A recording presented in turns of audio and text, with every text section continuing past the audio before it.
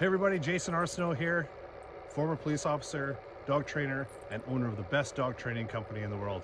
Now, today I want to talk to you about collars. I just got finished training some dogs. It's a little bit snowy out where we are, not much, but I wanted to get a little video going, give people some information about collars, why I like some of them, why I don't. This is going to be purely my opinion.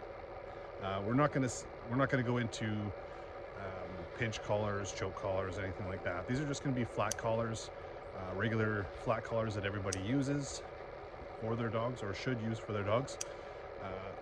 And there's three basic types that we're going to talk about. First is going to be the plastic buckle collar. Everybody has seen these. A lot of people use these. These are probably going to be the most popular. Then we're going to get into the collars with the belt buckle type. Belt buckle type latch, I guess you could call it, fastener, where it goes into the holes. Okay, and then we're going to be talking about the high quality Cobra type buckles. These ones are going to be probably a little bit more expensive than your other ones, but these are an option as well. So first, we're going to talk about these ones. Because they're the most popular, I see them on most dogs.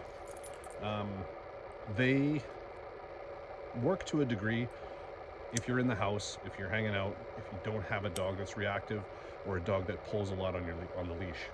Now, when you get a dog that's going to be pulling on the leash or a reactive dog, these clips, they're not super strong, and I've seen them break, and that just causes problems for everybody. So these ones I tend to stay away from because of how unreliable they are when you have a dog with those kind of behavioral issues. Now, if you have a dog that walks nicely on a leash, that's not going to pull, that doesn't have any reactive issues, then these aren't bad, these are okay. But for the majority of people, because their dog is going to be pulling on the leash when they're untrained, that kind of thing, especially when they send their dog for dog training, I hate to see people send these kind of collars, because first of all, you're going to get a dog that's pulling on the leash and that we're going to be trying to fix. Second of all, the dog might be a little bit nervous. Nervous dogs don't like to be close to people they don't know sometimes. So these ones are a little bit hazardous for us trainers. So that's why immediately I put them on a different collar once they arrive. I use some of my own colors. So the plastic buckle collar, good for in the house, good for nice calm dogs, not so good for dogs that pull or are reactive. Next one I want to talk about is... Hey everybody, it's Jason and Jenna from Arsenal K9. Hope you're enjoying this video that you've been watching, and if you need any other help, want your dog trained, or just want to chat in general, give us a call or give us a text, 639-533-5554. What's that number, Jenna? 639-533-5554. Now back to the video. Bye. Is going to be the belt buckle style collar. So I'm using an e-collar for this. Just ignore the e-collar part because we're not going to get into e-collars or pinch collars or anything like that. But I didn't have a buckle collar to show you. So this is one that comes with this collar. Now, this one is everyone's seen these, especially for belt buckles, right? They just go in the hole and then they buckle in. So these ones, I like these ones. They're quick and easy to put in. They are reliable and safe because these are very sturdy. Now, the thing that I don't like about these is that when you're trying to get them on a dog who's excited, who is rambunctious, moving around a lot, it's going to be hard to get that proper tightness on them and get these the prongs, I guess you could say, or the fasteners into the holes. So that's the only thing I don't like about these.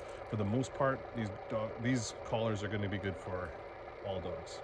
Now, we're going to get into my favorite one. My favorite one, like I said, is going to be a Cobra type buckle. they're going to be the most expensive ones. You can find them in plastic, heavy duty plastic, or the metal.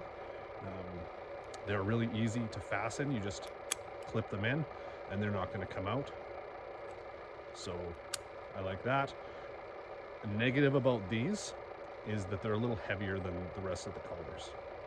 So these are going to be, typically we use these for our working dogs, but they do have them for pet dogs. They do have them in smaller sizes and bigger sizes, I think.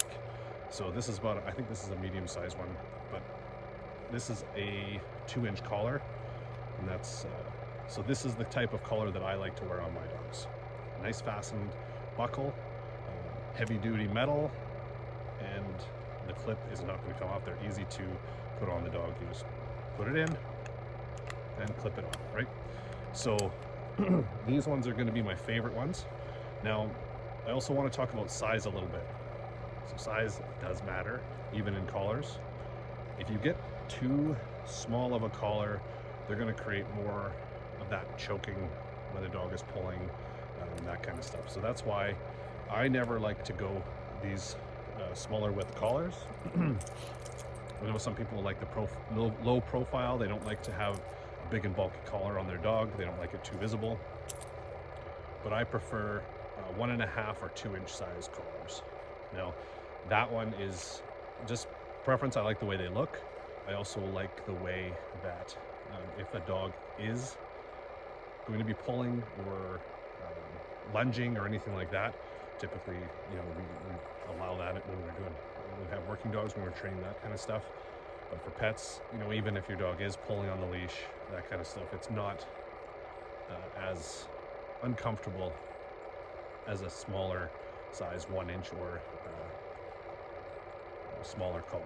So that's just a little bit of information on collar. Like I said, it's purely preference, purely opinion, but my favorite one is going to be a collar like this. You can get collars like this from Cerberus Canine. This one is not, but the Cerberus Canine is the ones that we like to use. This is one that I had in a bag that I could show you guys what I'm talking about. The other ones are on my dogs right now. So this one was just an extra one that I have in case. But those ones are the ones that carry that same buckle. So Cerberus Canine, they have nice collars. You can pick the different thickness that you have. So 2-inch, 1.5-inch. So yeah, these ones, belt buckle ones, second choice, a bit thicker. And my last favorite, or my least favorite, is going to be these plastic ones. So if you're looking for a collar for your dog, that is what I suggest. I suggest spending a little bit of money, getting a nice collar for them. It's going to last, rather than having to spend a bunch of money and get these ones with buckles. Now, fitting collars. Fitting them is going to be another issue. A lot of people have their collars on really loose, which, again, if you send your dog to a trainer or to a boarding kennel or anything like that, and you have a loose collar, the dog backs up, and boom, the collar slipped off, and now you got a loose dog on your hands. So keep your dog's collars nice and snug around their necks. Not so much that they're constricting their breathing, but have it, you know, you can put a finger or two underneath, probably about a finger and a half underneath, and then you've got that nice, the proper tightness on the collar. So there you go. That's my rant on collars. I hope everybody kind of gets some information from this, and let me know what kind of collar you use in the comments. And if you like this video, like and subscribe to our channel, and we're going to be keeping up more media coming along, more videos, and helping you guys decide how to get the best for your dog.